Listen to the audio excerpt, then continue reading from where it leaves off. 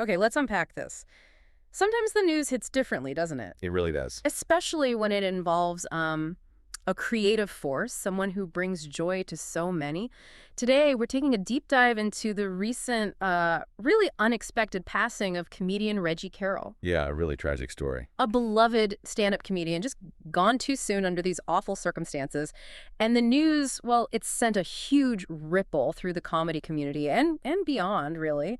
So our mission here is to go beyond just the headlines, you know? We want to extract the most important nuggets from the sources we've looked at, the news reports, those tributes, the family statements to understand what happened, of course, but also the profound impact of this loss. And what's fascinating here, I think, is how quickly public information can surface, but also how personal the impact of a public figure's loss really feels. We'll be looking at the factual details, sure, but there's also those deeply personal reactions that followed almost immediately. It's quite a mix. Absolutely. And like you said, let's start with the core facts. What do we know from the reports? Our sources confirm Reggie Carroll, just 52 years old, died after being involved in a shooting. This was in northern Mississippi, August 20th. Hmm. And this was confirmed by the South Haven Police Department. The reports say authorities located him suffering from gunshot wounds. And despite life-saving techniques, by officers and then medical personnel, he sadly succumbed to his injuries. Right there at the scene. Yeah.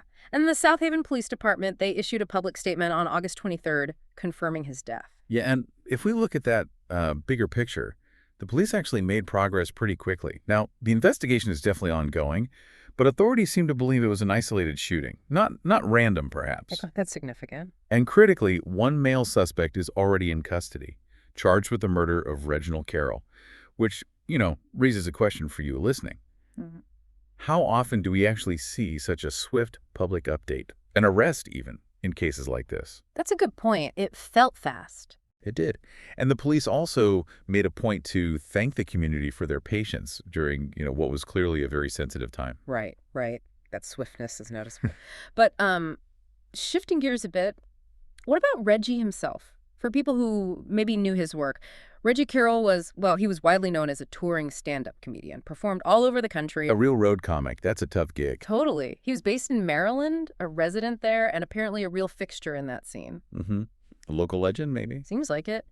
Our sources specifically mention his 2023 stand-up special, Knockout King of Comedy, and also a movie from 2022 called Rent and Go. Yeah, that really highlights the unique grind, the dedication it takes to be a touring stand-up. It's a job built on connection, isn't it? Laughter, sure, but often vulnerability, too. Definitely. So the loss of someone whose whole career was about bringing joy, it just has this particularly poignant resonance, I think. Yeah, absolutely. So with that context, the reaction from the comedy world makes even more sense. The tributes started pouring in, right?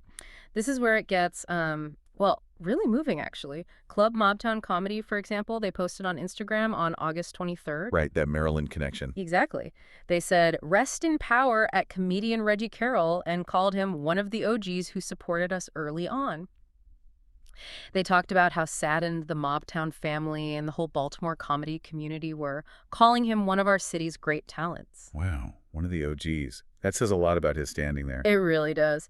And then Monique, fellow comedian, huge name. Oh, yeah. She also remembered him, called him her brother in comedy on her Instagram story. And she reflected on how fragile life is, shared memories of touring together, calling their times amazing. That's lovely. Yeah, and she said she had no sad tears because their time together was just so good. Right. That's powerful, and it speaks to those connections you mentioned. But this also brings up an important point about public mourning versus private grief. We also heard from Reggie's brother, Jonathan Carroll. He posted on Facebook, also on the 23rd. Okay, what did he say? Well, he thanked everyone for the condolences, acknowledging that outpouring. But he specifically asked for privacy. He said, due to the sensitive nature of Reg's passing, we are asking all to refrain from publicly sharing any details until we confirm all the facts. Right. That's completely understandable. Absolutely. Yeah. And it highlights this real tension, doesn't it? Between the public celebration of a life, the shared grief, and a family's very real need for space, especially with an ongoing investigation. Yeah, that's a crucial distinction, the public persona and the private reality of loss. Exactly. You have the community sharing memories, celebrating his comedy, and then the family needing quiet while they process and wait for facts, both valid, but sometimes pulling in different directions. So if we connect those dots, We've gone from the shocking news, the shooting, Mm. to the police action, the arrest, Right, the procedural part. and then straight into this massive wave of tributes, this community mourning. It's been a really rapid sequence of events and It emotions. really has. And what's fascinating, I think, is watching how a narrative forms so quickly and how all these different threads, the hard facts of what happened, um, the celebration of his life in comedy and the family's plea for privacy, they all exist at the same time, side by side. Yeah. It's really a testament to the power of community, isn't it? Especially in comedy. But it also shows just how complex loss becomes when it happens in the public eye. And this raises an important question for you listening. How do you balance that? That desire to celebrate someone's legacy, to share memories, with the need to respect a family's privacy during such a sensitive, ongoing situation? That's the core tension, isn't it? There's Well, no easy answer there. no, definitely not. So our deep dive today, it's really laid bare the tragic details around Reggie Carroll's passing, but it's also really illuminated that immediate outpouring of love and respect from his peers, from the whole comedy world. Mm-hmm. The impacts was clear. It really shows the mark he left, Yeah. someone dedicated to making people laugh. Yeah. His passing leaves a void, for sure, but it's also this powerful example of a community coming together even while dealing with something so painful and complicated. Yeah, absolutely. So as we wrap up, maybe something to think about is this. In this age where information just flies instantly, right? And grief is often so public. Sometimes maybe too public. Maybe. Yeah. How does a community truly honor someone like Reggie Carroll? How do we make sure that legacy of joy continues while also handling that delicate balance between public mourning and private healing? Especially when, as his brother pointed out, the full story is still unfolding. That's the lingering question, isn't it? How to grieve respectfully and authentically in the digital age, especially under such tragic circumstances. Well, we hope this exploration is giving you perhaps a more nuanced view of everything that happened.